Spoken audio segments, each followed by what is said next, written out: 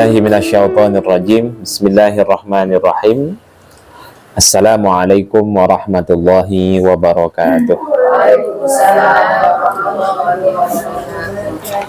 Alhamdulillah wassalatu wassalamu ala Rasulillah Sayyidina Muhammad bin Abdillah, la haula wa la quwwata illa billah.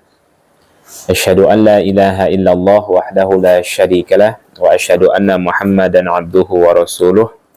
Subhanaka la ilma lana illa ma 'allamtana innaka antal alimul hakim. Kita buka dengan kalimat basmalah. Bismillahirrahmanirrahim. Baik, terakhir sampai mana?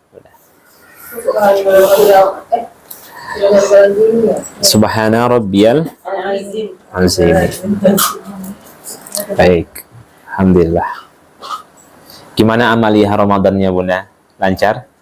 Alhamdulillah. Maksimal? Insyaallah.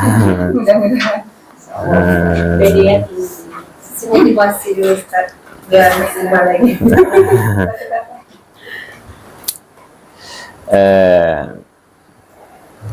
Memang kata Umar bin Khattab, manusia itu ada masa semangat dalam beribadah, ada masa malas di dalam beribadah. Itu yang kita kenal dengan futur.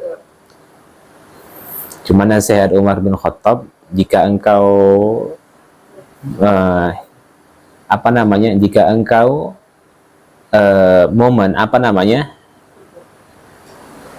pas di waktu semangat di dalam beribadah, maka laksanakan semua amal ibadah.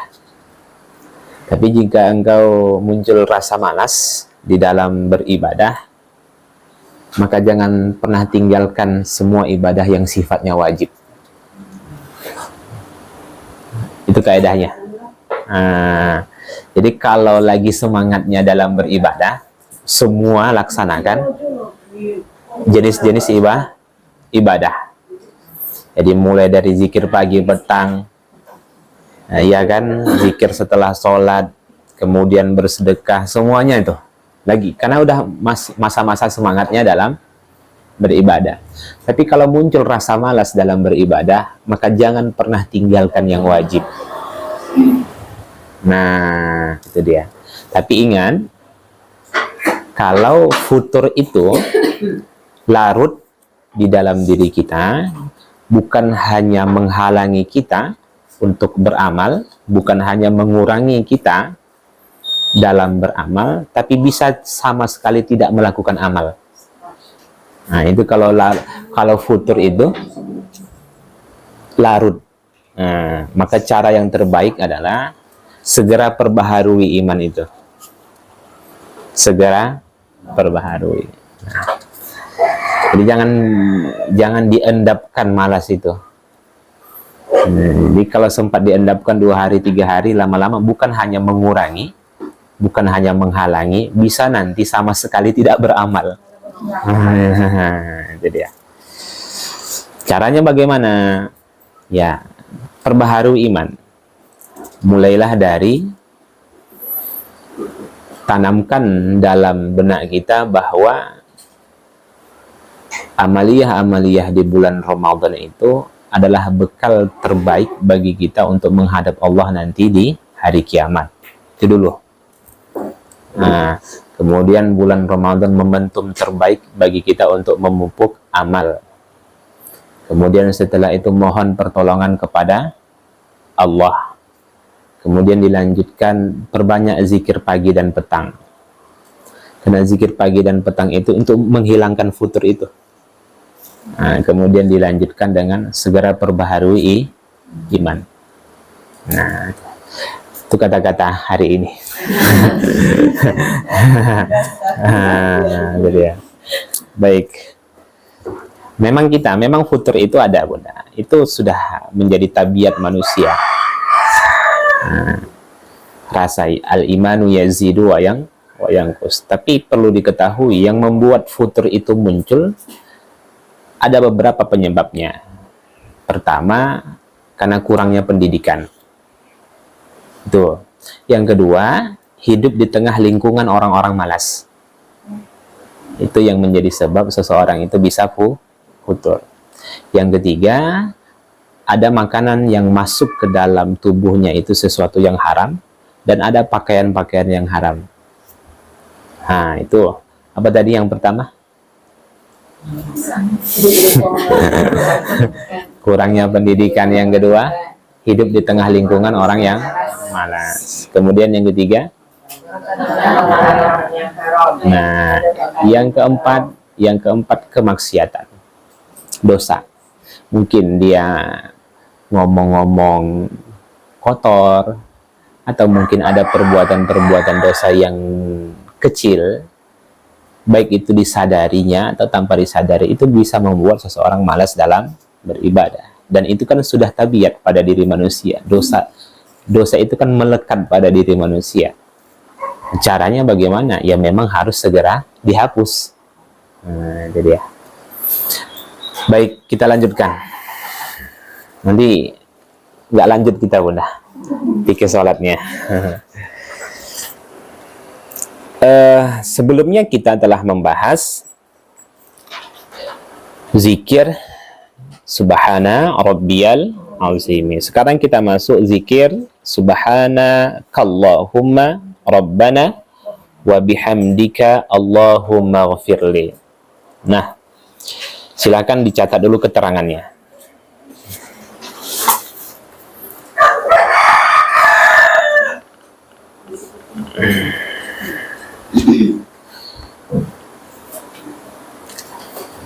Baik, setelah Allah memberikan kemenangan,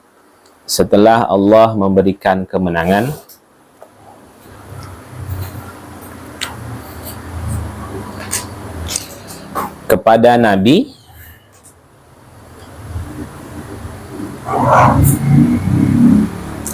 menguasai kota Makkah,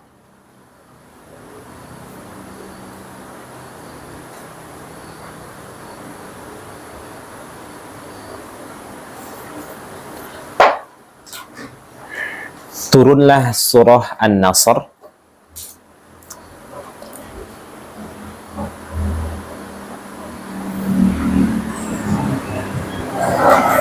yang di dalamnya ada perintah An-Nasr, idza ja'a nasrullahi wal fath, yang di dalamnya ada perintah untuk bertasbih, bertahmid,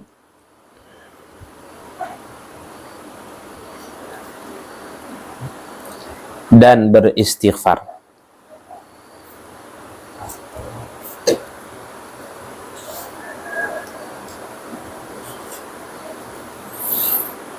Maka Nabi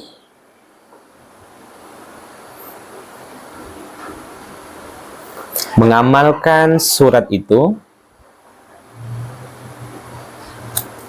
dengan membaca zikir ini di saat ruku' dan sujud.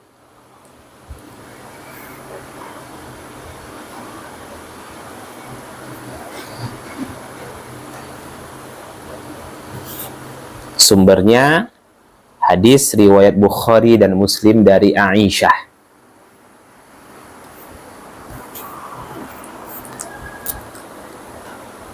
Baik. Dulu kita sudah pelajari ya, Bunda, bahwasanya di dalam surah An-Nasr itu bercerita tentang kemenangan kaum muslimin menguasai kota Mekah. Idza jaa nasrullahi wal fath. Apabila telah datang pertolongan Allah dan kemenangan, maksudnya terbukanya kota Mekah. Wa ra'aitan nasa yadkhuluna fi dinillahi afwaja, maka engkau melihat Muhammad pada saat itu manusia akan berbondong-bondong memeluk agama Islam. Maka sikapmu Muhammad fasabbih. Nah, bertasbihlah bihamdi rabbika, bertahmid, wastaghfir, dan beristighfar.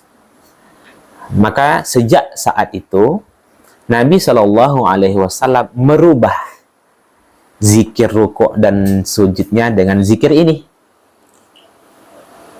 Paham ya? Yang sebelumnya itu Nabi membaca Subhana rabbiyal azimi. Nah, dari sini sehingga subhana rabbiyal azimi dibaca boleh, subhanakallahumma rabbana wa bihamdika Allahumma ighfirli juga demikian boleh. Nah, baik. Dan kita tahu bahwasanya terbukanya kota Mekah itu di bulan apa? Di bulan ini, Bunda. Bulan Ramadan. Kaum muslimin menguasai kota Mekah di bulan Ramadan. Banyak peristiwa-peristiwa besar ya yang terjadi di bulan Ramadan. Di antaranya adalah Perang Badar. Itu terjadi pada bulan Ramadan, tepatnya pada 17 Ramadan. Kemudian apa lagi? Terbukanya kota Mekah. Nah, kota Mekah yang selama bertahun-tahun kota Mekah itu dikuasai oleh kafir Quraisy. Kapan itu? Pada tahun 8 Hijriah.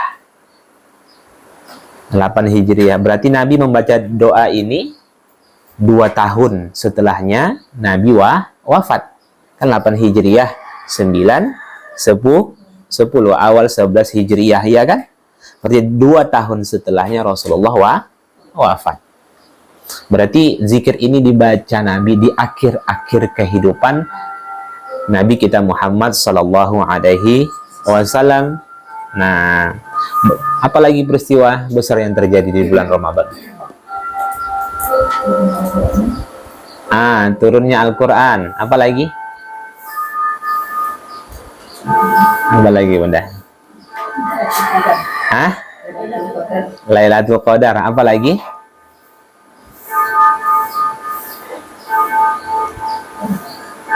Hasan, cucu Rasulullah, lahir.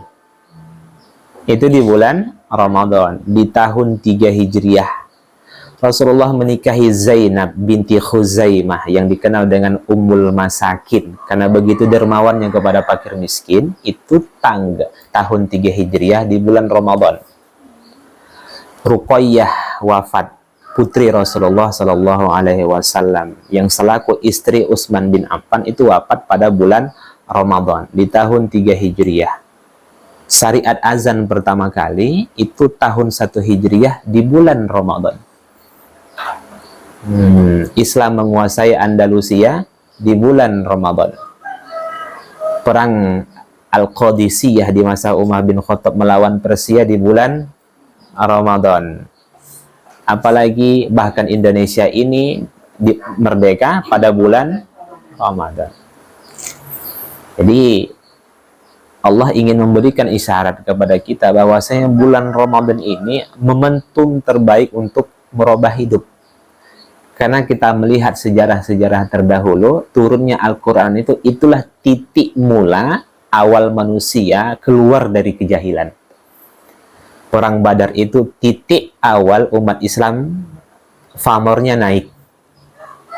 Maka aneh kalau ada orang gersang di tengah orang yang lagi semangatnya dalam beribadah. Ya kan? Orang-orang dahulu mereka itu berperang dalam kondisi berpuasa. Kita saat ini berperang bagaimana supaya tidak bekerja, libur sekolah, tidak ngaji. Kan bertentangan nih sebenarnya udah. Ya, dulu tapi Ustadz kan Imam Malik menutup kitab hadis Muwatta'nya di bulan Ramadan dan fokus dengan Al-Quran. Ya, orang-orang terdahulu mereka itu alim, mereka itu cerdas. Paham nggak? Maksudnya begini, dari sisi keilmuan mereka sudah paham. Kita saat ini kalau tidak belajar nggak paham. Sudah belajar pun nggak paham. Mestinya itu tak menghadiri majelis ilmu tapi dengan tidak meninggalkan Al-Quran. Begitu caranya. Nah, baik, kita lanjutkan. Berarti paham ya sumber dari doa ini. Nah, sekarang kita masuk subhanakallahumma rabbana wa bihamdika Allahumma ighfirli. Agak berat nampaknya saya lihat wajahnya Bunda. Wajah-wajah belajar bulan puasa nih kan. Nah, ya, itu wajar tuh. Biasanya biasanya kalau ibu-ibu ini mulai jam 3 subuh sudah beraktivitas gitu ya. Ada yang dari jam 3 subuh mulai beraktivitas? Ada ya.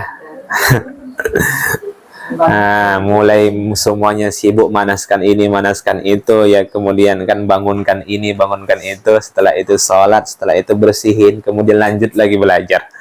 Nah, oke. Memang salut saya dengan ibu-ibu ini.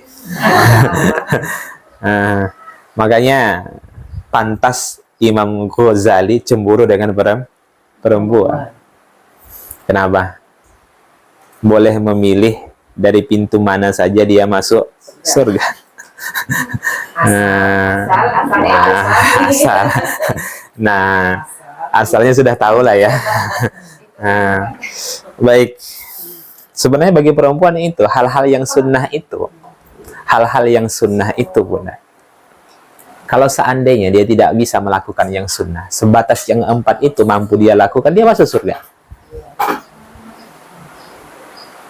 Nah, jelas ya.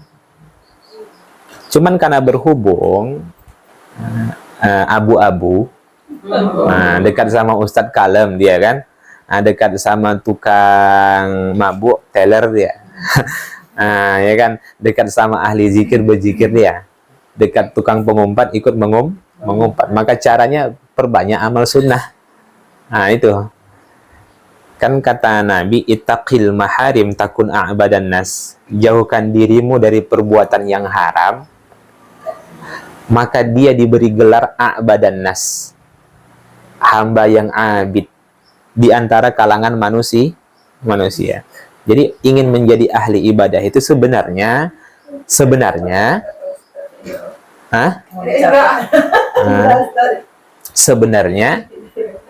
kalau ingin menjadi ahli ibadah itu pada dasarnya nggak harus banyak amalan sunnahnya, cukup mampu menghindarkan dirinya, cukup dia menjaga amalan wajib dan mampu menghindarkan dirinya dari perbuatan haram, perbuatan yang dilarang Allah. Itu sudah dikatakan ahli ibadah.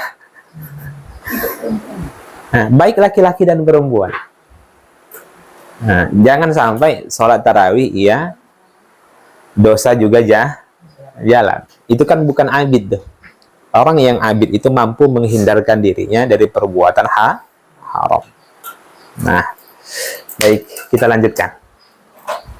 Bismillah, subhanakallahumma rabbana wa bihamdika. Ini sejak dibeli ya, Bunda? Belum ganti-ganti? Masya Allah, lama ya. Baik.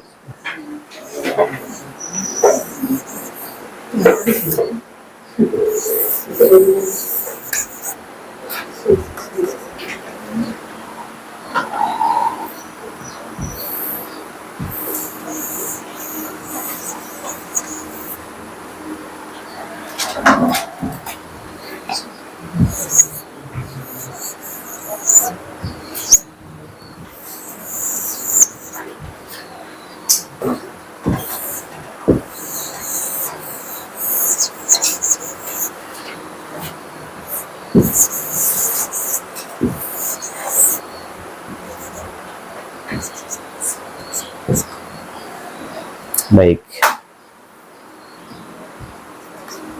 Ini enaknya pakai spidol yang cantik tulisan kita jadi ya. Baik. Subhanakallahumma wa bihamdika Allahumma firli. Subhanakallahumma wa bihamdika Allahumma firli. Saya tidak lagi tulis harokatnya ya. Cuman sebelum kita lanjutkan, siapa yang sudah baca zikir ini konsisten? Sudah, semuanya sudah. Yang belum pernah sama sekali. Perlu di apa Bunda? Di upgrade. Baik. Subhanakallahumma. Ada yang tinggal Bunda. Rabbana. Saya tulis di atas ya. Rabbana. Subhanakallahumma rabbana wa bihamdika Allahumma firli. Baik, subhanaka Allahumma. Maha suci Engkau ya Allah. Maha suci Engkau ya Allah. Rabb kami, Rabbana, Rabb kami.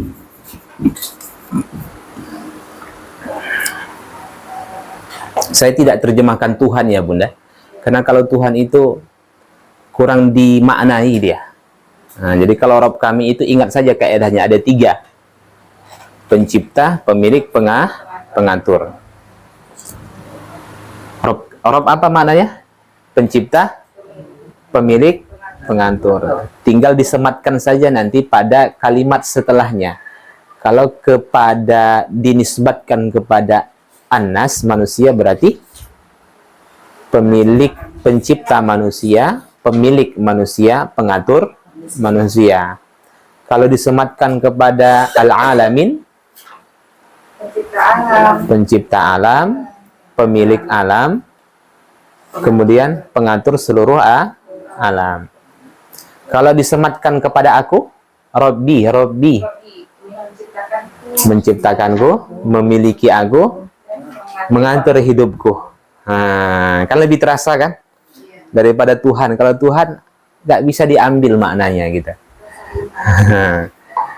Baik, wa bihamdika, Rabb kami, dan segala pujian bagimu,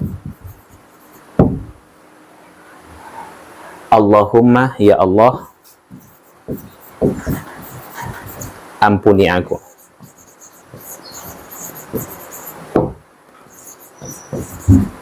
Oke. Berarti pada zikir ini atau pada doa ini, karena zikir itu hakikatnya adalah doa Bunda. Jelas ya? Pada zikir ini terkandung kalimat tasbih, kemudian tahmid,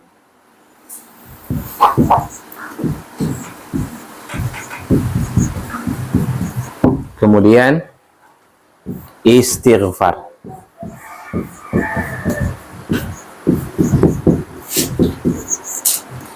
Singkat ya. Nah, tasbih itu masih ingat? Mensucikan atau membebaskan Allah, membebaskan Allah dari segala kelemahan, kekurangan, atau aib, baik dari sisi zat, sifat, perbuatan.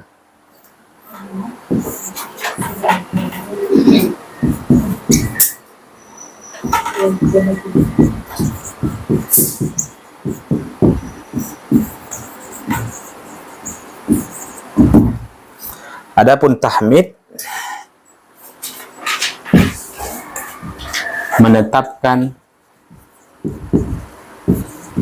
bahwa Allah Maha terpuji dari segala sisi.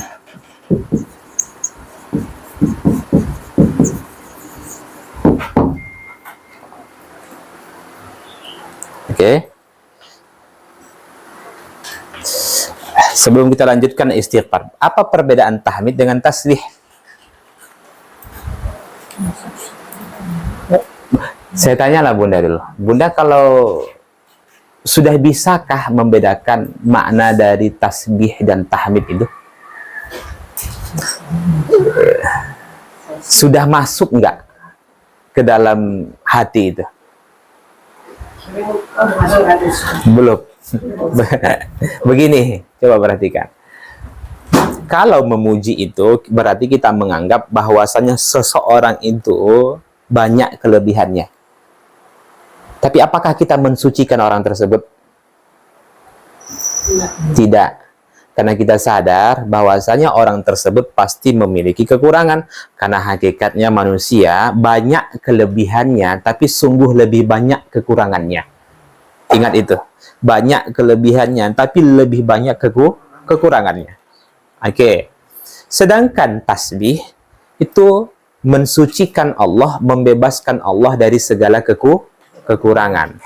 Jadi jangan sampai kita memuji seseorang, tapi di sisi lain kita menganggap dia orang yang buruk, paham ya? Contoh, aku puji dia bahwa misalnya dia adalah orang yang dermawan. Itu berarti masuk pada mana? Pada kalimat apa? Tahmid. Tahmid. Aku memuji dia karena dia adalah orang yang dermawan. Tapi itulah hidungnya itu. Nah, hidungnya itu yang nggak suka aku. Nah, ya kan, berarti itu apa? Dia tidak membebaskan dari orang tersebut dari kekurangan. Itu maksudnya. Itu perbedaan. Itu contoh sederhana perbedaan tasbih dengan tahmid. Paham ya? Nah, jadi jangan sampai memuji Allah, tapi di sisi lain menganggap Allah itu kurang. Tapi kalimat ini bisa diterima oleh semua makhluk. Tapi ini tidak. Kalimat ini bisa diterima oleh semua makhluk, tapi ini tidak. Karena selain daripada Allah, itu hakikatnya lemah, punya kekurangan, punya aib. Nah, selain daripada Allah, itu punya kelemahan, punya kekurangan. Hanya Allah yang maha sempurna. Maka yang layak untuk disucikan itu siapa? Allah. Jelas ya? Nah, ini tidak lagi kita jelaskan lebih dalam karena berulang-ulang sudah kita sampaikan sebelumnya. Nah, oke. Jelas. Nah, kemudian istighfar, satu, memohon dosa dihapuskan. Kalau istighfar berdiri sendiri, maknanya banyak, Bunda. Pertama, memohon dosa dihapuskan. Kemudian apa lagi? Memohon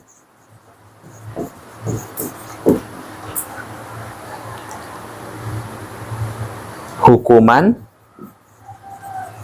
dihapuskan. Kemudian yang ketiga, memohon aib ditutupi. Kemudian yang keempat, memohon agar kekurangan dalam beribadah dimaafkan.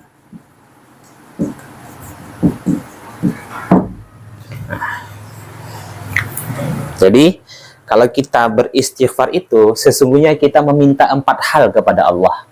1, kita memohon dosa kita dihapuskan.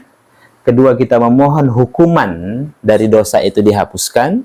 Kemudian yang ketiga, kita memohon aib ditutupi. Kemudian yang keempat, memohon agar kekurangan di dalam beribadah dimaafkan. Jelas?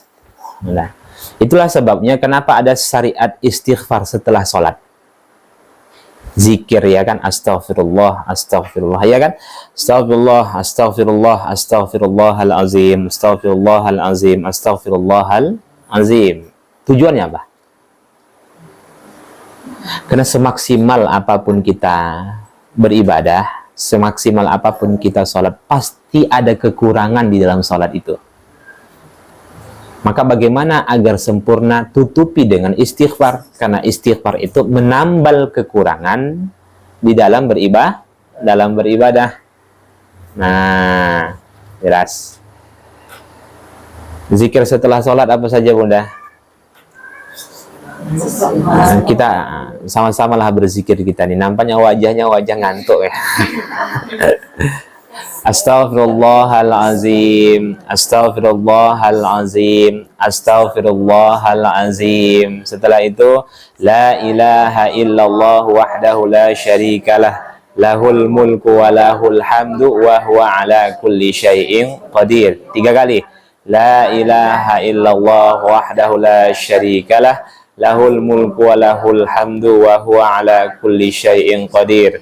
La ilaha illallah wahdahu la syarikalah, lahul mulku wa lahul hamdu wa huwa ala kulli syai'in qadir. Allahumma antas salam wa minkas salam wa ilaika ya'udus salam fahayyina rabbana bis salam wa adkhilna al jannata daras salam tabarakta ya zal jalali wal ikram. Allahumma, sama-sama, la mani'a lima a'taita wala mu'tiya lima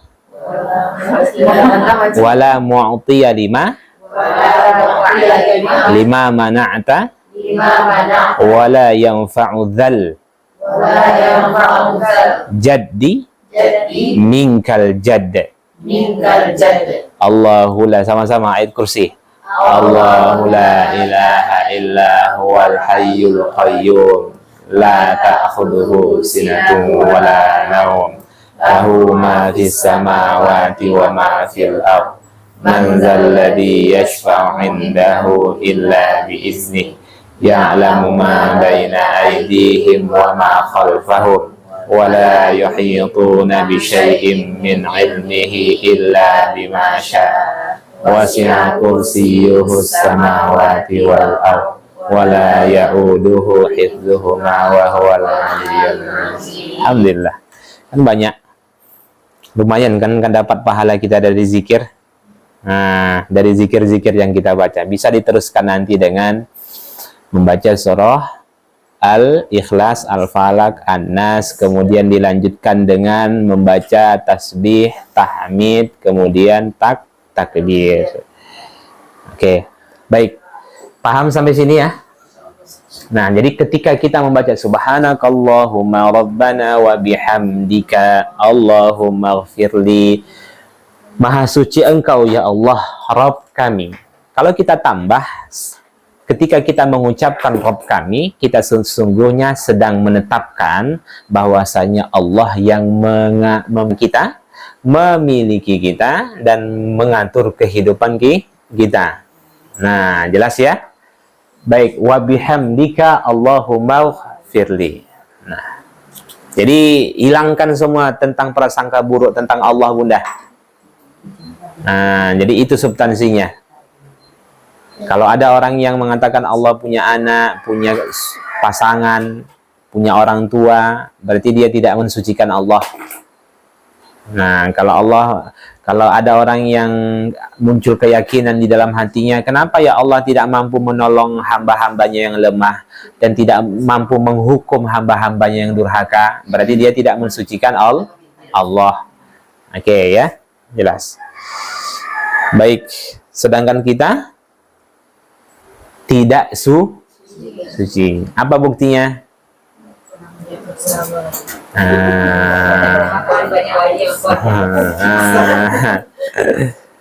Sikit atau banyak? Banyak atau banyak sekali? Baik. Nah, ya, jadi sebenarnya kalau kita fokus pada dosa kita masing-masing, kita nggak akan sibuk membicarakan dosa orang lain. Cuman karena merasa dirinya itu suci, sehingga dia mudah menyebut keburukan-keburukan orang lain. Itu sebenarnya. Jadi sebenarnya dia tidak mentasbihkan Allah. Karena saat itu dia sudah menganggap dirinya terbebas dari kekurangan. Nah, oke. Jadi semua apa namanya, semua kekurangan dalam beribadah, kita tidak bisa totalitas dalam beribadah, walaupun sebenarnya kita sudah maksimal, tapi belum bisa sesuai dengan keinginan Allah. Itu menunjukkan kita inilah lemah. Kenapa kita mensucikan Allah? Kenapa Allah perintahkan kepada Nabi mensucikan Allah di saat dikuasainya kota Mekah? Kenapa? Kan sejarah turunnya ya kan zikir ini. Kenapa? Selama ini kami kalau biasanya kalau sudah mendapatkan kemenangan itu ya minum, makan bersama, foya-foya, bandarin teman.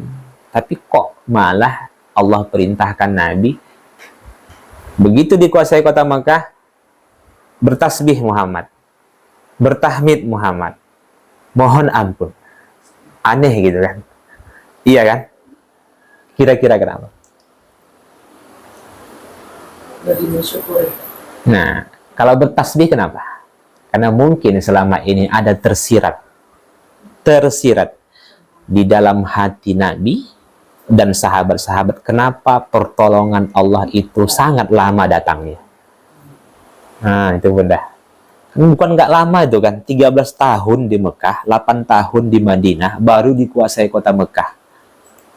Sebenarnya bisa saja Allah memberikan pertolongan saat Nabi di Mekah. Kenapa harus ditinggal mati oleh istrinya, ditinggal mati oleh pamannya, diusir, dimusuhi oleh pamannya sendiri, diusir dari kampung halamannya, diusir dari kota Taif, mengharuskan dia hijrah ke Madinah, terjadi peperangan, sahabat-sahabat banyak yang dibunuh.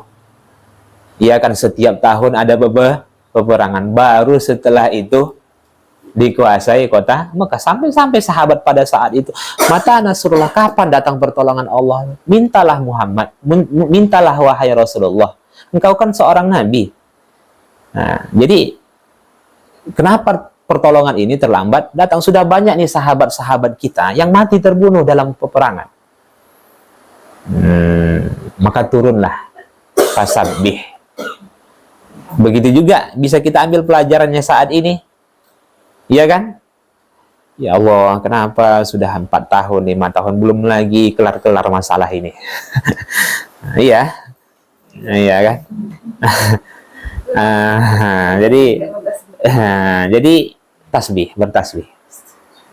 Ya Allah, kenapa lah aku nggak keluar dari si fulan ya? Makku ini cerewetnya nggak ampun. Ngasih uang jajan setiap hari cuma 10.000. Lihat di sana tuh, 100.000 sehari. Kenapa lah aku nggak lahir dari rahim dia ya? Sucikan Allah. Kenapa lah tampangku kayak gini, nggak macam dia ya? Sucikan Allah. Kenapa lah aku nggak dapat istri seperti dia?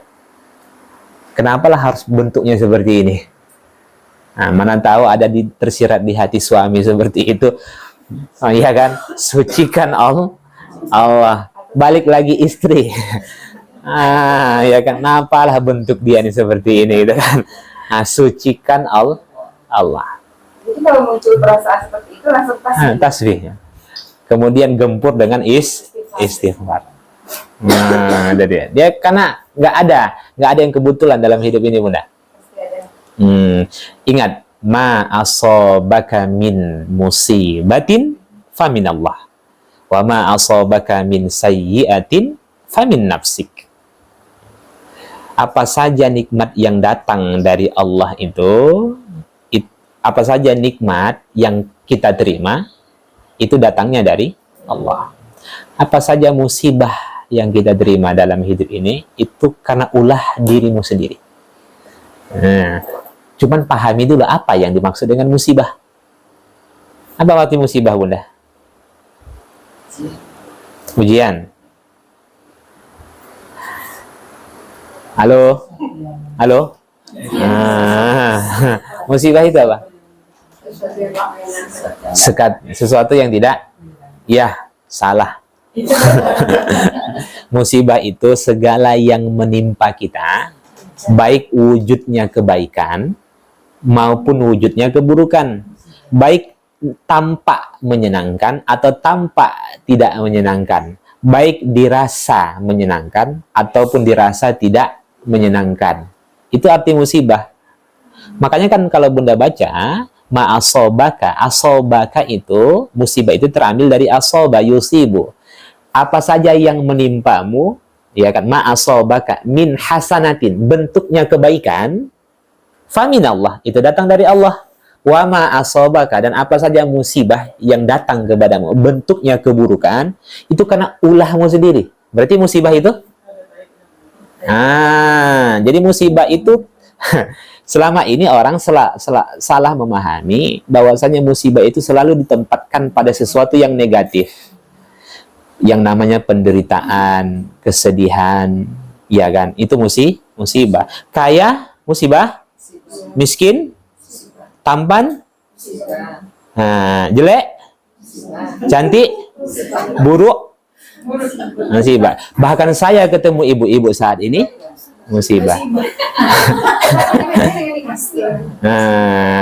Maka kalau musibah yang bentuknya kebaikan, itu adalah nikmat.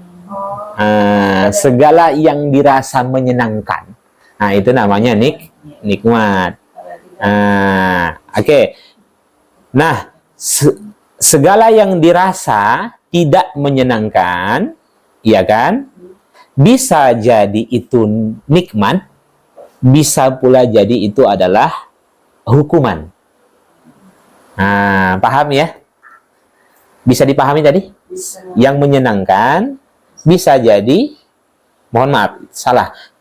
Segala sesuatu yang menyenangkan, yang kita rasakan, itu bisa nikmat, apa namanya?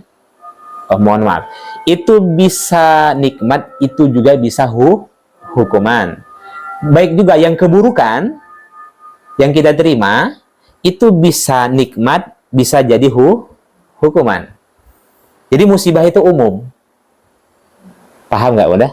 Musibah itu, cara memahaminya begini. Jika musibah itu menimpa orang yang beriman, tampak menyenangkan. Paham? Tampak menyenangkan. Maka itu adalah ujian. Sikapi dengan apa?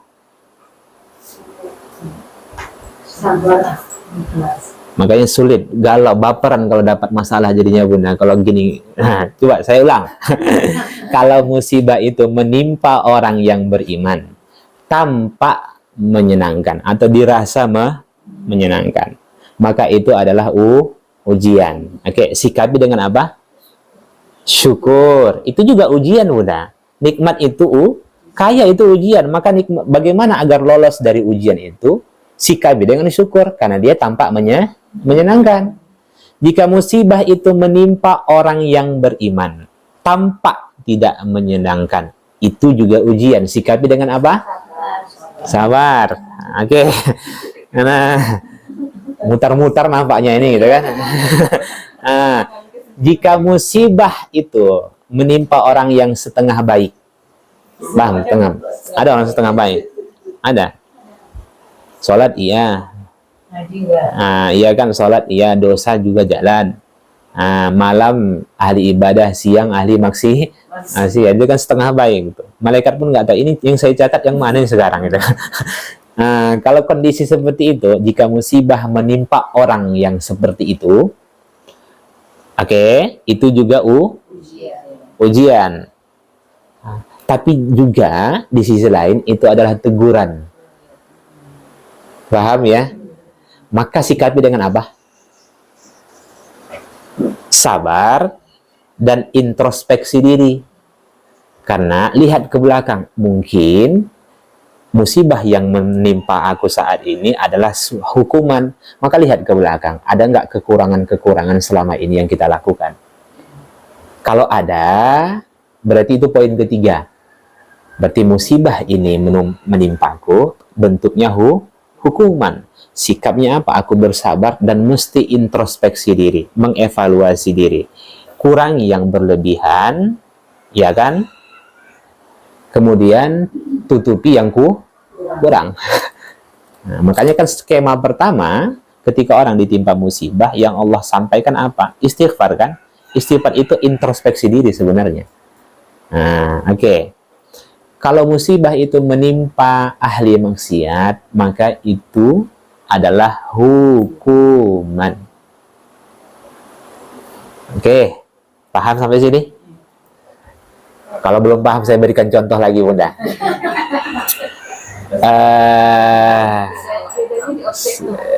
Bunda lupa namanya, Bunda. Bunda Danti punya motor milik sendiri. Oke, seperempat lengkap, onderdil lengkap, surat-surat lengkap, naik motor pintar. Kemudian naik motor pakai helm lengkap semuanya, di-stop oleh polisi. Polisi coba minta uang dan lain-lain. Cari-cari kesalahan tak ada. Nah, oke. Berarti itu apa namanya? Ujian untuk mengangkat derajat Bu Danti. Oke.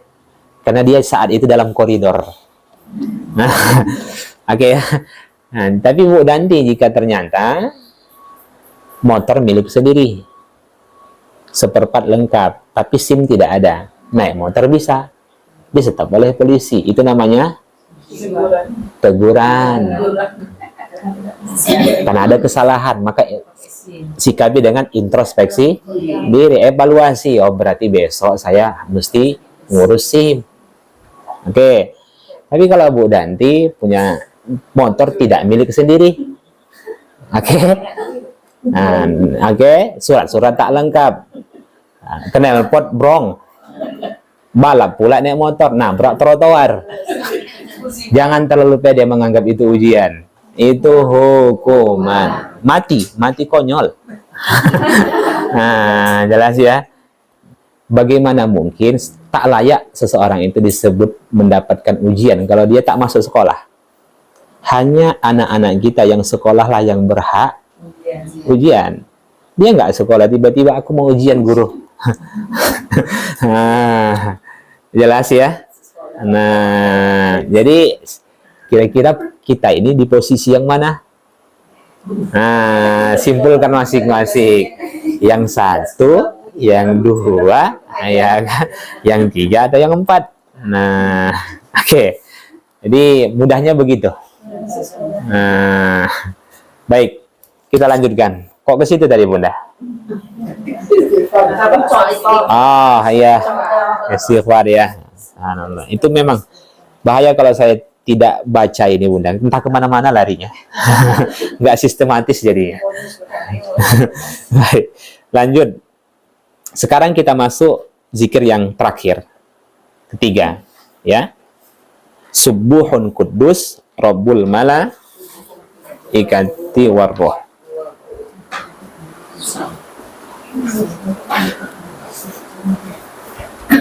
Baik. Doa ini berdasarkan hadis dari Aisyah radhiyallahu anha.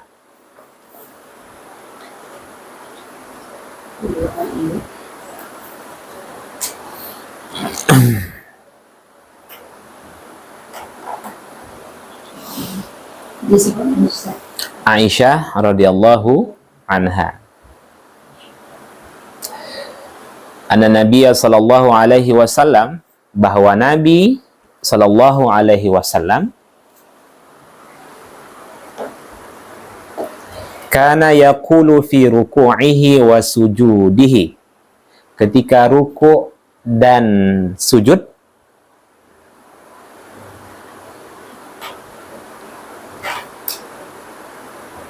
Subuhun Kudus Rabbul Malaikati Warruh. Beliau membaca zikir yang akan kita bahas ini. Ya. Beliau membaca Subuhun Kudus Rabbul Malaikati Warruh. Bukan tu ya, tapi ti. Ikati Warruh.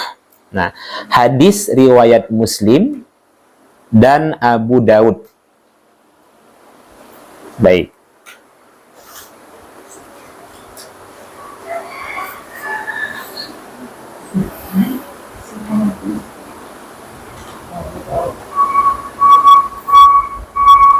Baik.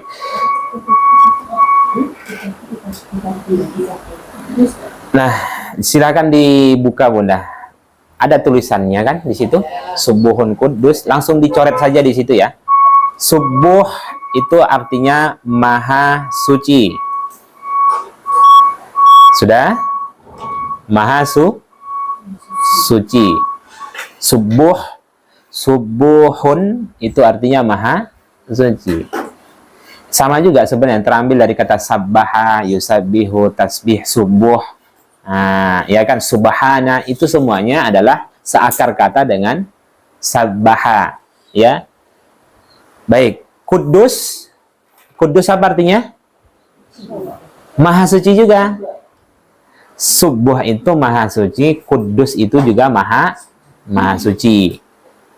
Di mana letak perbedaannya? Dicatat. Kalau bergandengan seperti ini, maknanya adalah subuh, tasbih,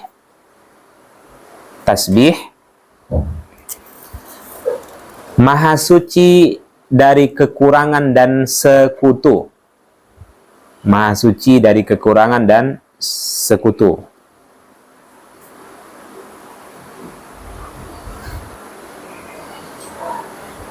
Sudah? Dan semua hal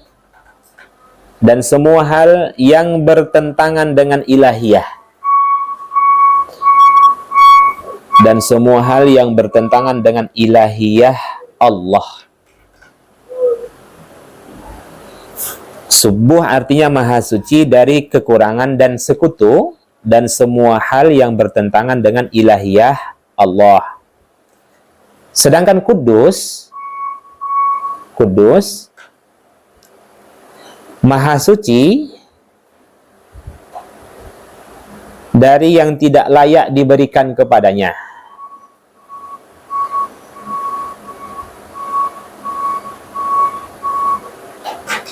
Sudah? Dari yang tidak layak diberikan kepadanya.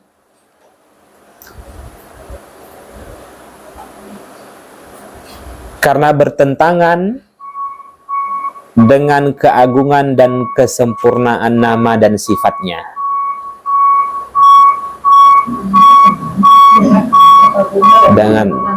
Karena bertentangan dengan keagungan dan kesempurnaan nama dan sifatnya.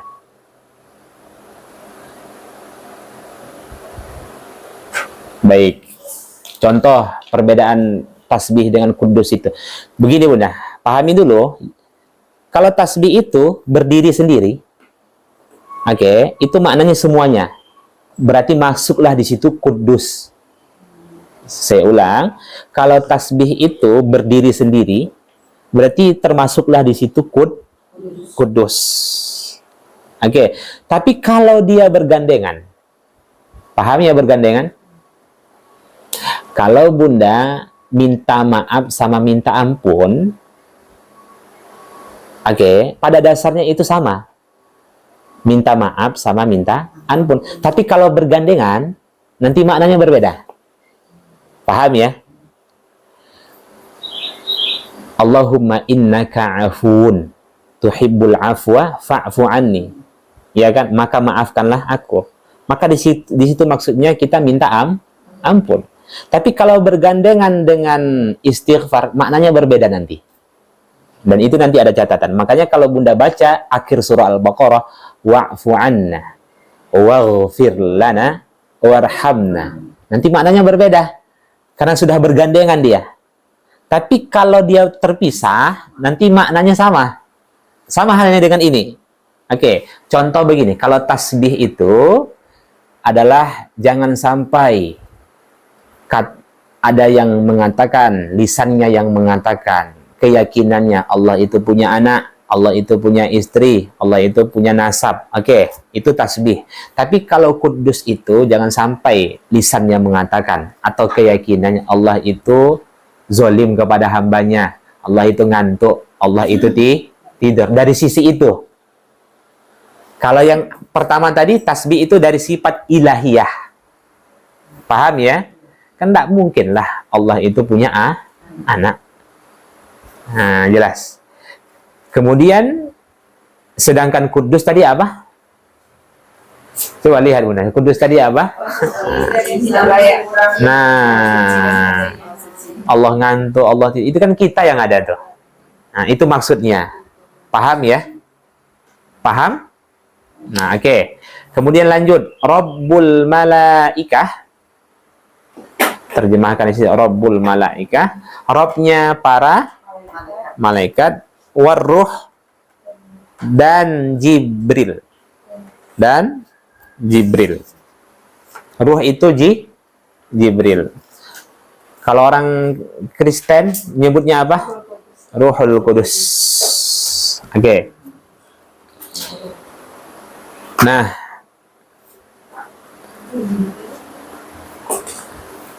maksudnya adalah dicatat. Iya. Robnya para malaikat dan Jibril. Kenapa dikhususkan Jibril? Padahal Jibril itu bagian dari malaikat juga. Enggak. Sebenarnya, iya kan, Rabbul Malaikah, Robnya para malaikat, Warruh dan Jibril, iya kan? Kenapa pula disebut Jibril? Emang Jibril itu nggak malaikat? Sampai-sampai dipisahkan. Kan gitu. Sebenarnya malaikat itu termasuklah di dalamnya. Kenapa dipisahkan? Sama halnya Bunda. Kalau Bunda punya 5 anak, satu ya kan, Bunda yang panggil Yuli, padahal 5 anaknya di dapur, dia panggil Yuli. Berarti apa tuh? Yuli itu yang paling istimewa. Oke, makanya malaikat Jibril itu Sayyidatul Malaikah, pemimpinnya para malaikat. Itu menunjukkan kenapa disebutkan secara khusus, ya karena menunjukkan malaikat Jibril itu paling istimewa di antara malaikat-malaikat yang lain. Nah, kaedahnya gitu Bunda. Jadi kalau Bunda baca Al-Quran, sama halnya Tanazzalul malaikati warruh, kan surah Al-Qadar. Nah, di malam Al-Qadar itu telah turun malaikat dan Jibril. Nah, artinya di malam Al-Qadar itu malaikat-malaikat turun, dipimpin oleh Jibril, turun ke langit dunia. Nah, ya kan? Menunjukkan apa? Oh, berarti Jibril itu istimewa. Oke. Kita kan begitu juga kan? Nah, ya kan? Yang terhormat kepala dinas, rakyat-rakyatnya nggak disebut namanya.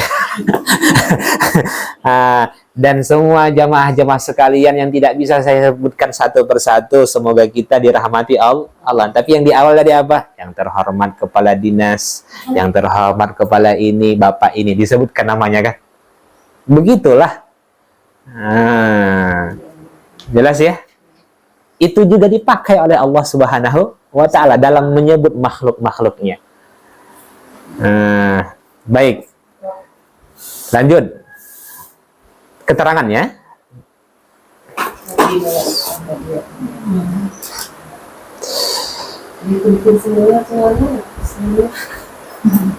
Sehebat-hebatnya para malaikat, yang dimaksud dengan Rabbul Malaikati Warruh, sehebat-hebatnya para malaikat, semuanya dalam penguasaan Allah dan pengaturan Allah.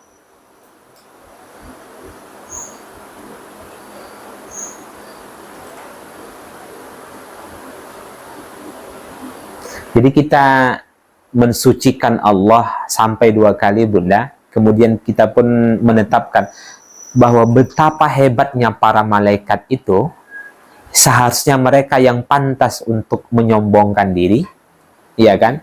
Tapi pun mereka taat. Betapa kuatnya malaikat itu pun begitu dalam penguasaan Allah. Apalagi kita, ya kan? Harusnya yang pantas sombong itu malaikat. Ya kan? Ini udah kerdil, kecil, pendek, ya kan, gingging lagi. Nah, sombong pula. Nah, sama halnya, iya kan Bunda? Harusnya yang paling pantas untuk sombong itu malaikat.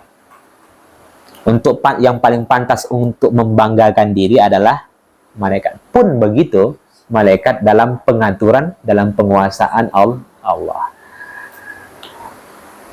Nah, itu akan menyadarkan kita, ya Allah, begitu yang sampai kita dengar sayapnya apabila dibentangkan maka tertutup ufuk barat, ya kan?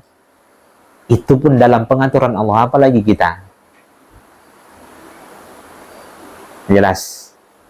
Bagaimana nanti ya as-sakhah itu, teriakan malaikat Israfil itu, ya kan, sampai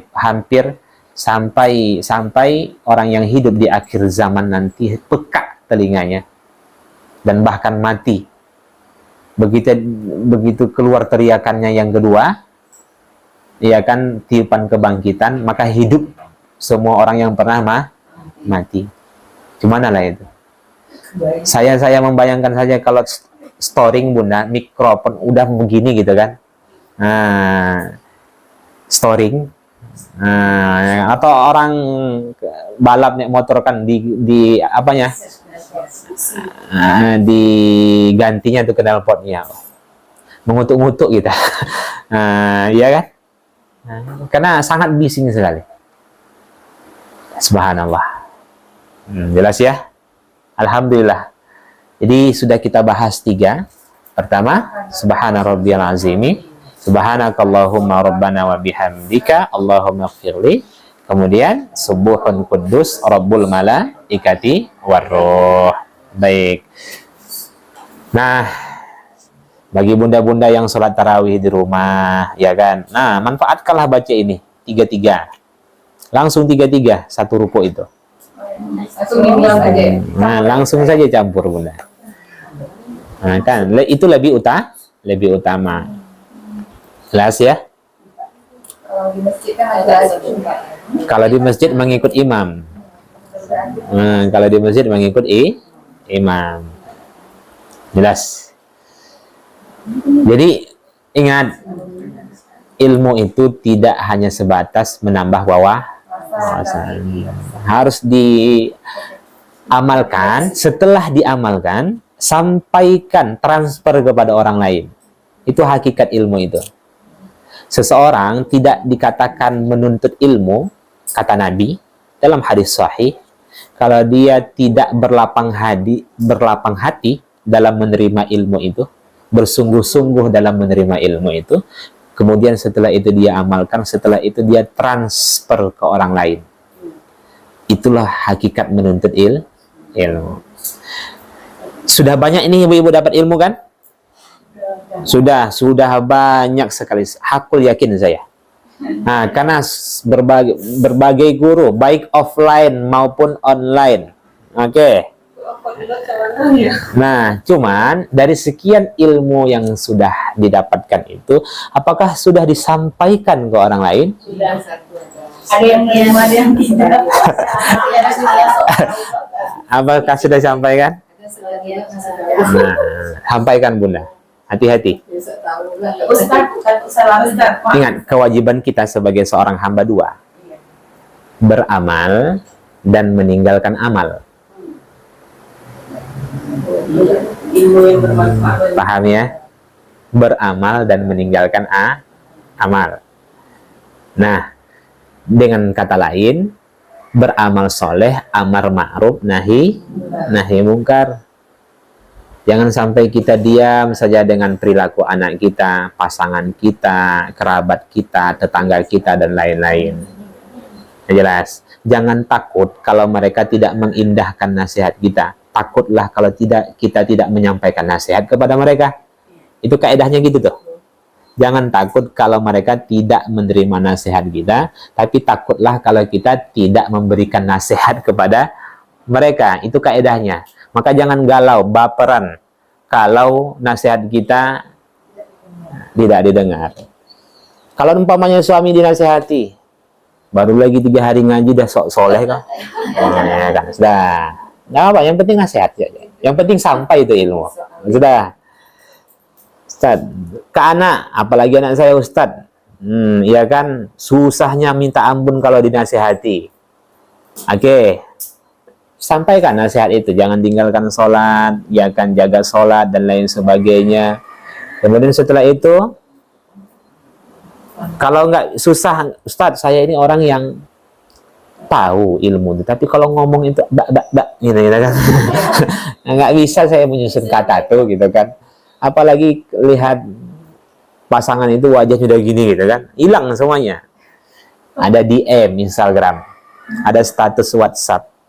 Nah, ya kan, ada story Instagram, buat di situ. Penuh lagi tuh. Nah, ya kan, buat di situ. Tag, tag, ya kan. Nah, ya kan. Nah, di situ buat di situ. Memang Jejak kan. memang hidup tuh memang ya, hidup itu Bang memang harus seperti ini. Tak semua yang kita inginkan kita dapatkan. Yang kalau kita ingin mendapatkan semua yang kita harapkan nanti itu di surga lagi. Nah, itu kan contoh lah begitu kan. Kalau pasangan itu lagi terpuruk gitu. Iya kan? Jadi bisa melalui WhatsApp, status WhatsApp, tapi dia suami saja yang lihat. Jangan orang lain, nanti nampak, nanti keluar orang lain kita punya masalah gitu kan. Cukup itu, semuanya hanya suami saja yang bisa melihat status gitu kan. Nah, suami pun lihat. Kadang suami itu berubah karena itu, Bunda. Iya kan. Iya kan. Bisa dengan apa? Grup WhatsApp.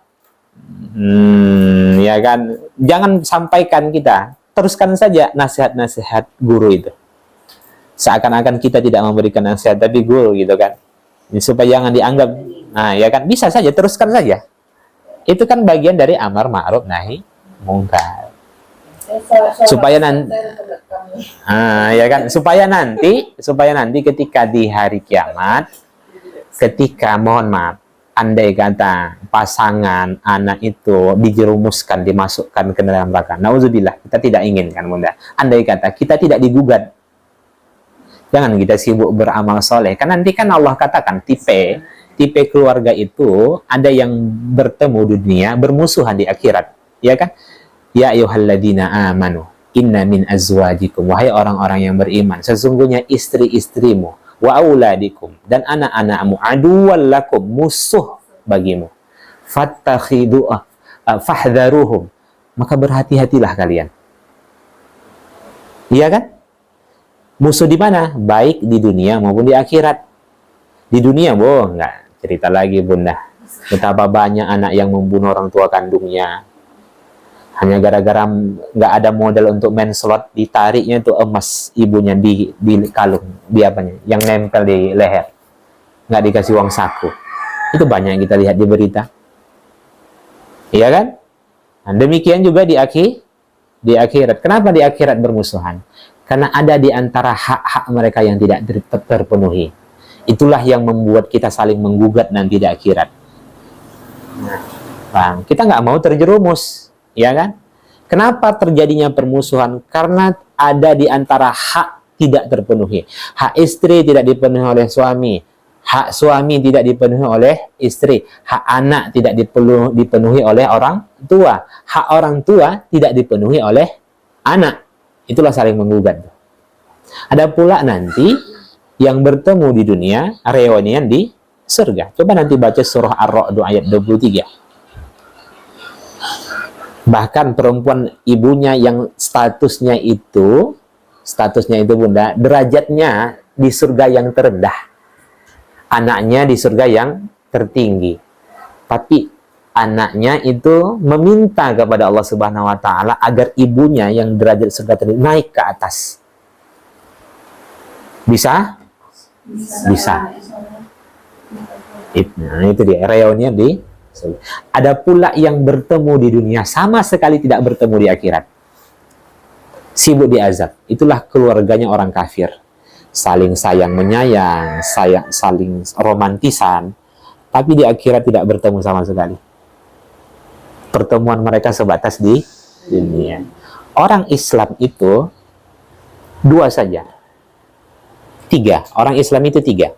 Kalau nggak bertemu di dunia, reunian di surga. Bertemu di dunia, saling bermusuhan di akhirat. Bertemu di dunia, saling tolong-menolong di akhirat. Saling memberikan syafaat. Dia sudah masuk neraka, cuma dikasih remisi karena amal saleh anaknya. Tapi masuk dulu ke dalam neraka. Passwordnya cuma dua saja kalau ingin bersama dengan keluarga di surga. Satu frekuensi. Paham? Sama-sama kartu simpati. Jangan ada yang lain. Nah, jangan satu simpati, satu XL. Payah nanti, Bunda.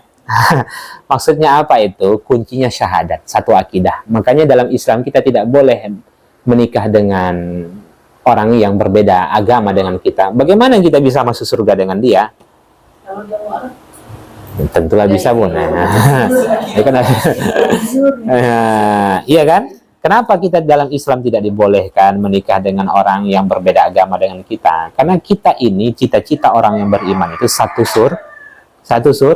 surga bersama keluarga. Satu, ya kan? Kemudian yang kedua saling merangkul dalam beramal Ingat, saling merangkul. Limusyarakah baina isnaini. Kata kerja yang menghubungkan interaksi dua orang. Nggak boleh satu orang saja. Paham ya? Nggak boleh soleh sendirian, Bunda. Nggak boleh pintar sendirian. Harus sampaikan ilmu itu kepada orang-orang terdekat kita. Setidaknya orang-orang terdekat kita. Jelas ya? Oke. Sampai mana tadi? Ada yang mau saya sampaikan, lupa. Ini efek puasa nih, Bunda. Apa ya? Subhanallah. Coba pancing dulu, Bunda.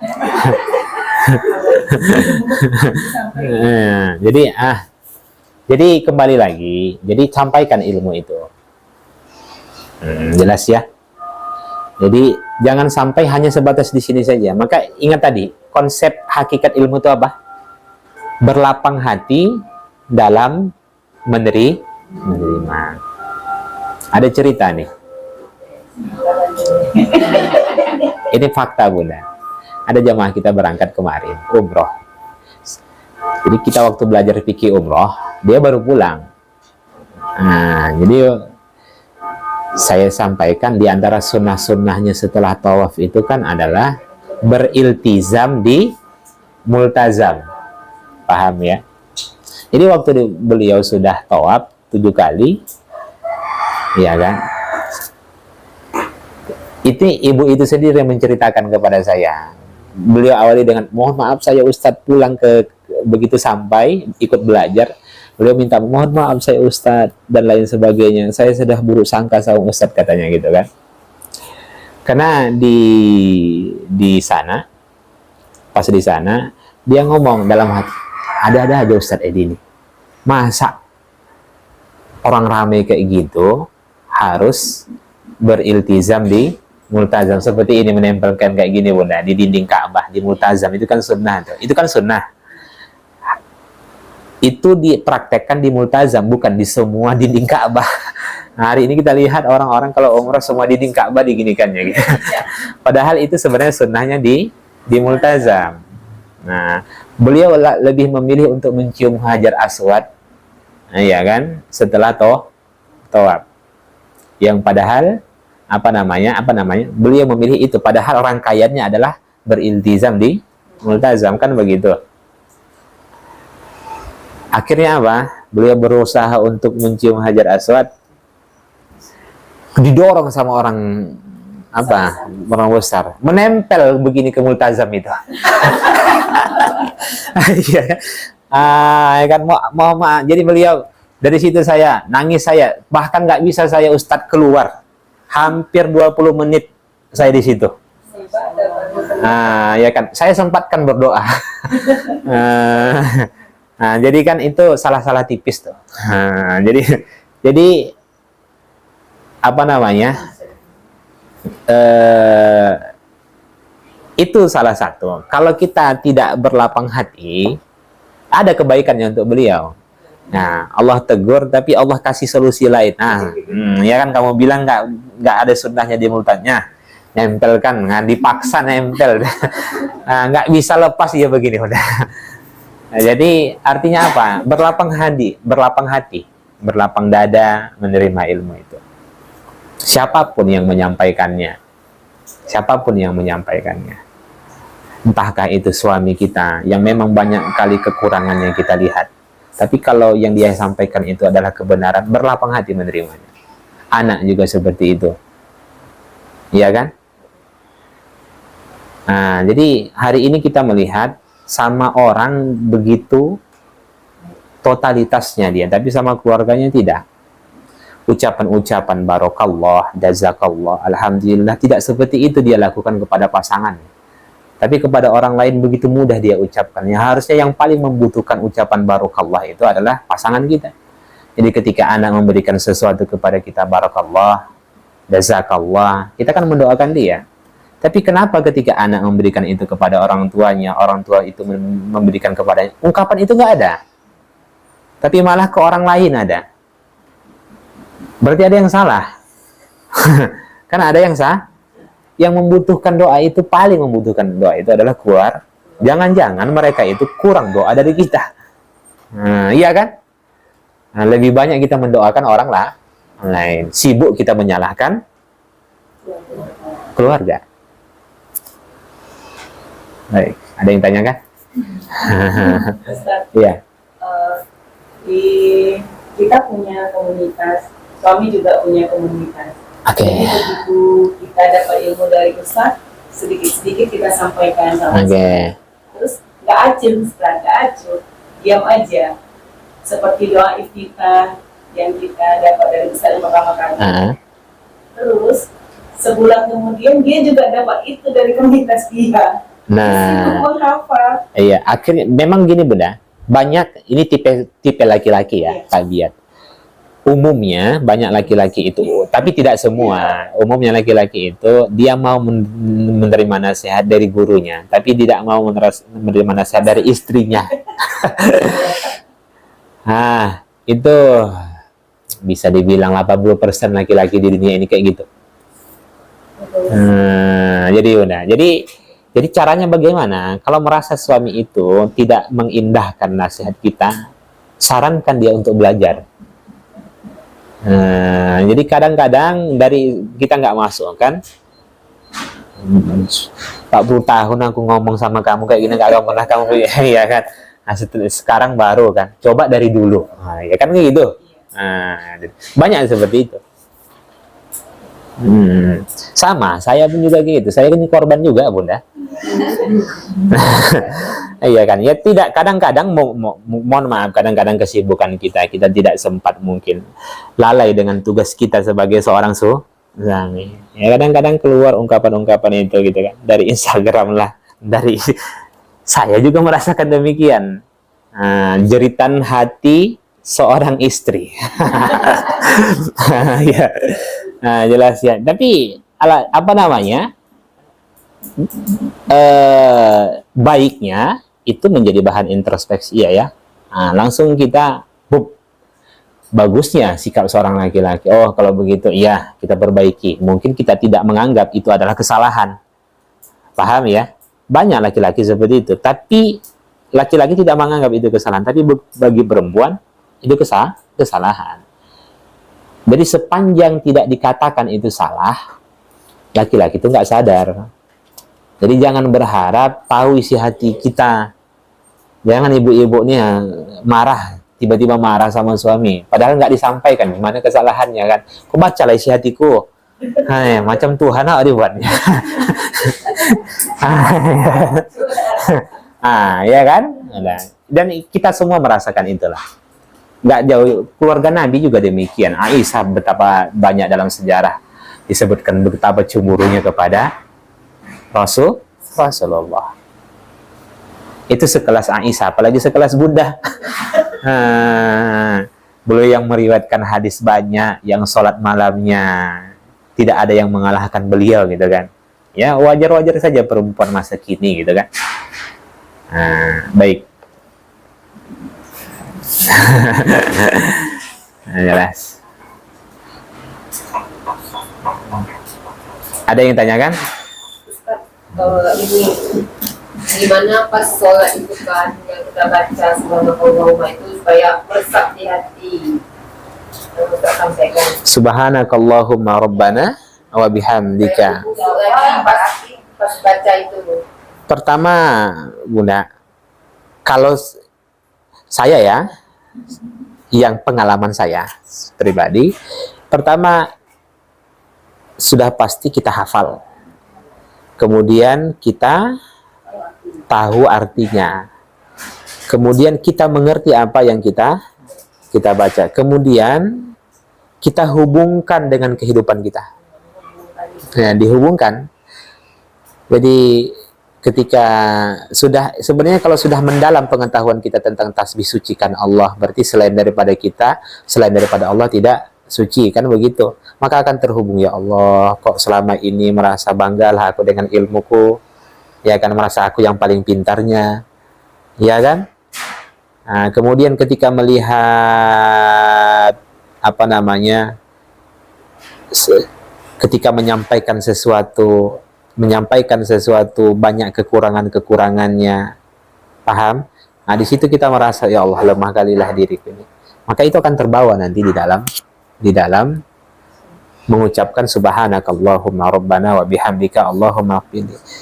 Kalau istighfar itu sudah pasti kita merasa kita ini banyak memikul dosa. Kalau tidak merasa, maka nggak akan terasa kita memohon ampun tuh. Astagfirullah. Dia nggak biasa, apa namanya? Biasa saja mengucapkan itu. Kenapa? Satu, merasa dirinya tidak berdosa. Kan itu tuh. Kenapa tasbih itu tidak terasa pada seseorang? Karena menganggap dirinya itu sempurna. Itu sebenarnya. Kenapa istighfar itu tidak terasa? Karena menganggap dirinya itu tidak memikul sedang tidak memikul dosa. Gampangnya begini, pelan-pelan itu semua akan masuk kalau Bunda tetap istiqomah thalabul ilmi. Nggak muncul secara instan, Bunda. Dia memang harus menuntut ilmu. Dan Bunda juga merasakan itu kan, bagaimana pelan-pelan Bunda mengalami kemajuan di dalam melaksanakan ibadah, mulai sensitif dengan yang namanya dosa. Ya, mungkin dulu itu tak ada satupun yang menghalangi dirinya dengan dosa. Sikit-sikit kalau ingin lakukan, kan begitu. Sekarang kan udah nggak seperti itu lagi kan? Iya kan? Iya, kalau dulu kan pingin ini langsung. Nah, pingin itu langsung, nggak kenal yang namanya itu. Yang namanya haram. Sekarang alhamdulillah. Takut. Ah, ya kan? Banyak takutnya sekarang. Itu biasa tuh. Nah, yang udah umur 40 tahun ke atas gitu kan. Ya kan?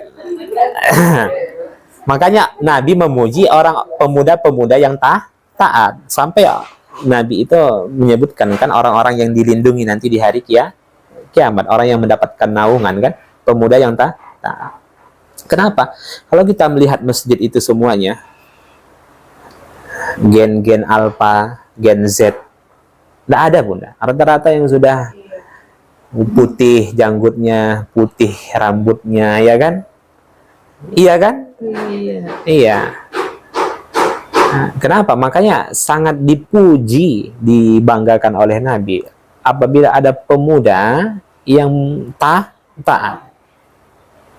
Kenapa pemuda yang taat itu? Berarti sejak dini dia sudah mengingat mati.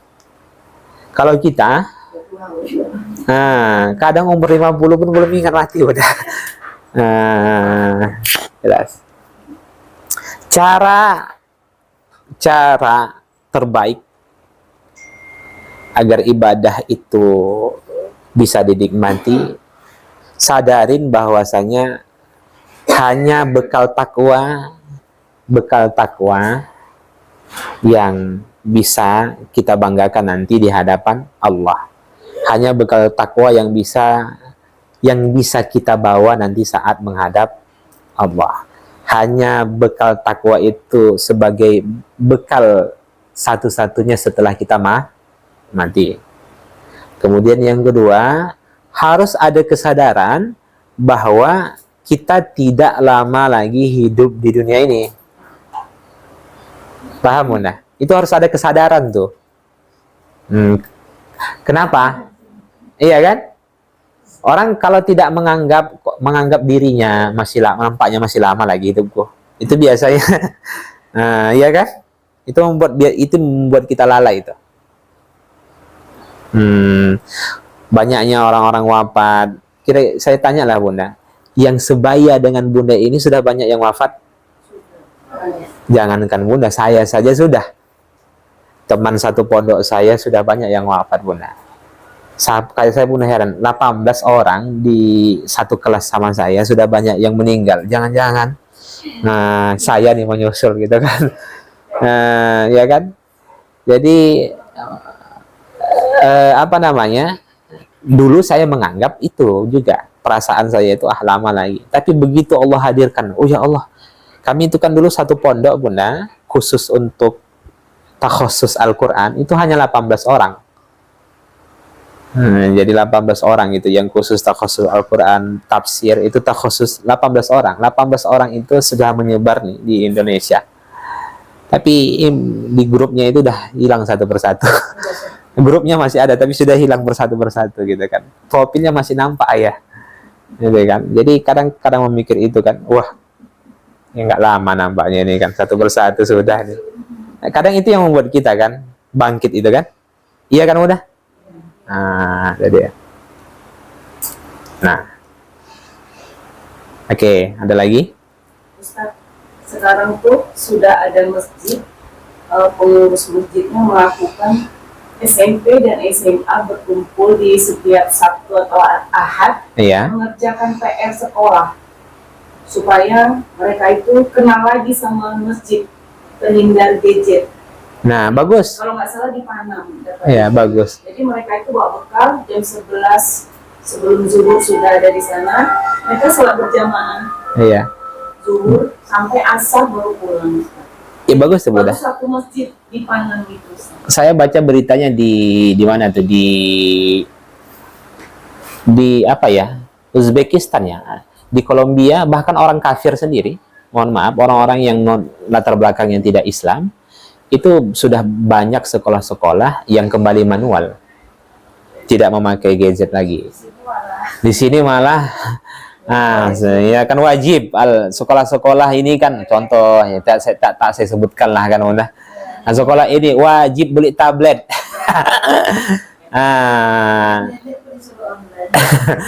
Iya kan udah. Kenapa?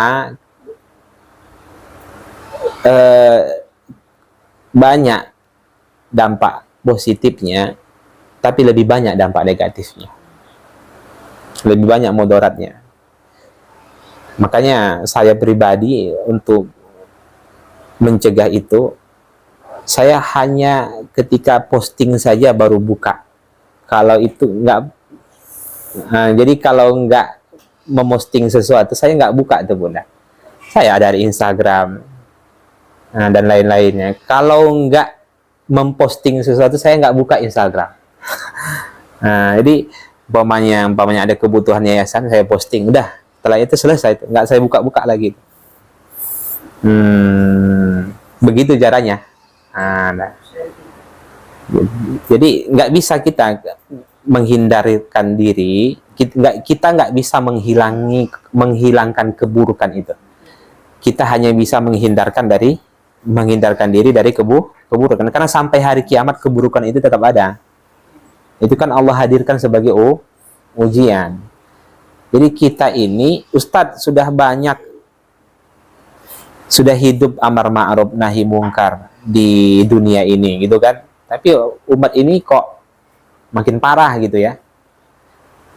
Jadi jangan menganggap bahwasanya ketika kita belajar ini, memperbaiki diri, akan merubah dunia ini. Enggak, dunia ini akan tetap sesuai dengan fitrahnya. Nah, cuman kita sebenarnya masuk dalam orang-orang yang benar atau tidak. Itu sebenarnya benar. Di zaman yang penuh fitnah ini, kita masuk dari golongan orang-orang yang memperjuangkan agama Islam atau tidak. Jadi nggak akan berubah, walaupun kita bebuih mulut kita itu kemana-mana kita berdakwah, tetap pasti ada yang buruk itu, nggak akan hilang. Yang dilihat itu, oh ternyata si fulan semasa hidup di dunia menegakkan kebenaran. Itu saja, bukan dilihat, oh hilang keburukan gara-gara dia, tidak. Bukan begitu. Makanya cara yang terbaik adalah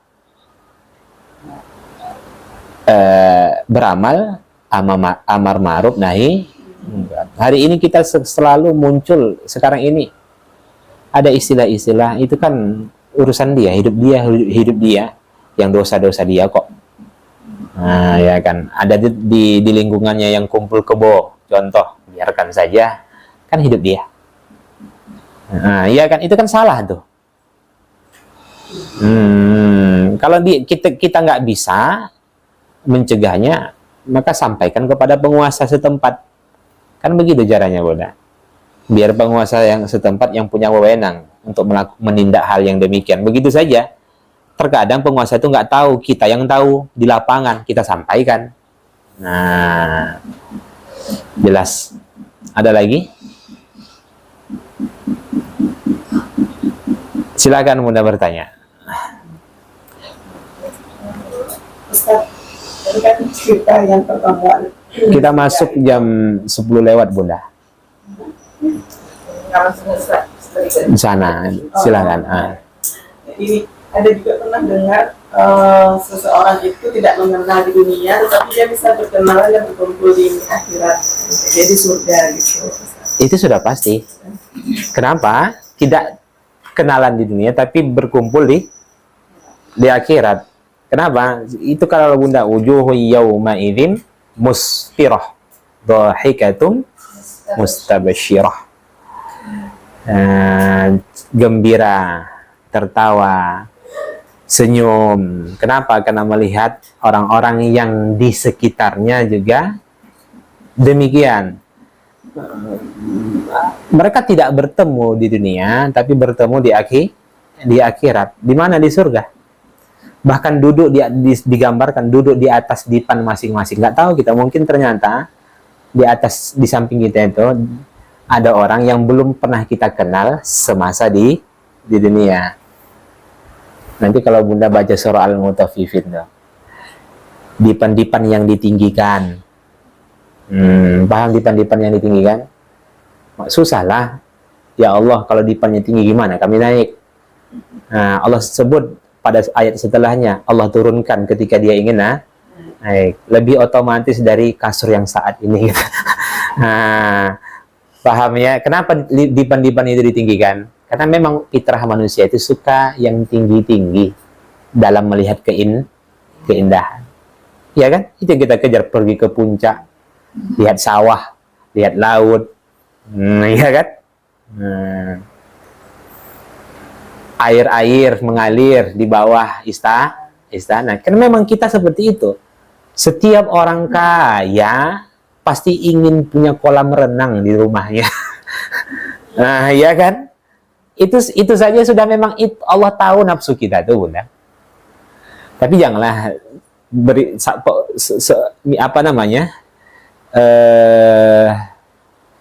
jangan disamakan antara kolam renang yang ada di rumah dengan di surga nanti, kan gitu maksudnya.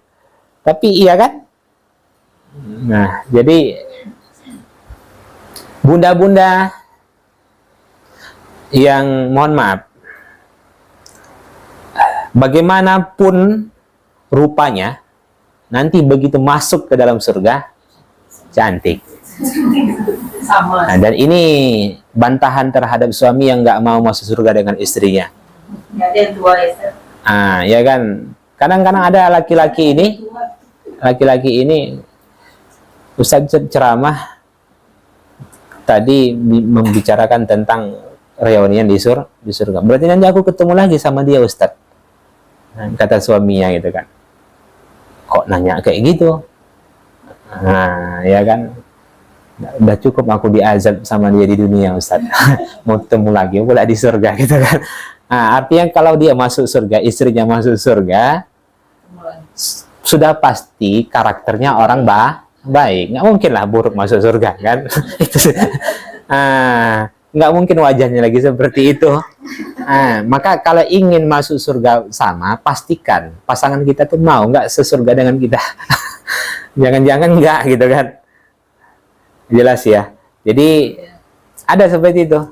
Maka biasanya kalau suami-suami yang kayak gitu mati dia, masuk surga. Enggak, masuk surga langsung itu.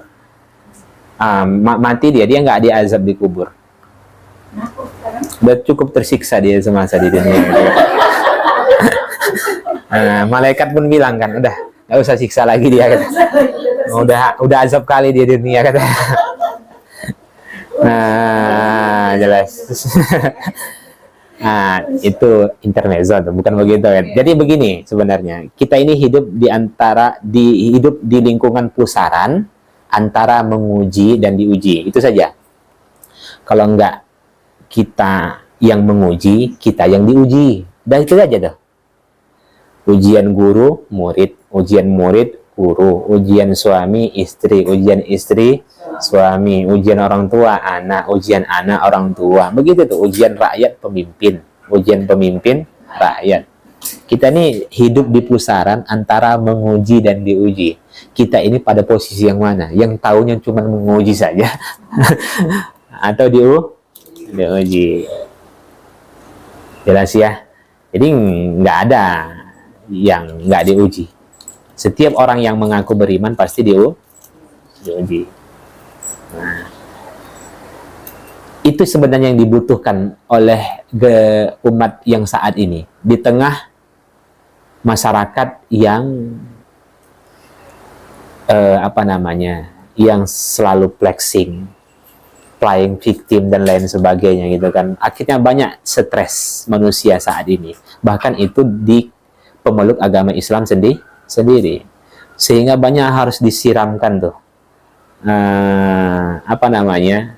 motivasi dalam menjalani kehidupan. Tidak hanya dari sisi syariatnya saja, tapi cara dia menghadapi masalah itu juga mampu. Kadang sholatnya sudah bagus, tapi ketika ditimpa musibah, error ya. Ya kan? Dan lain sebagainya. Makanya alhamdulillah sekarang ini sudah banyak kajian-kajian seperti itu ya. Sudah banyak. Tinggal mudah dan sudah disajikan baik itu secara offline maupun online. Nah, tinggal lagi ambil saja kesimpulannya dan lain sebagainya. Baik.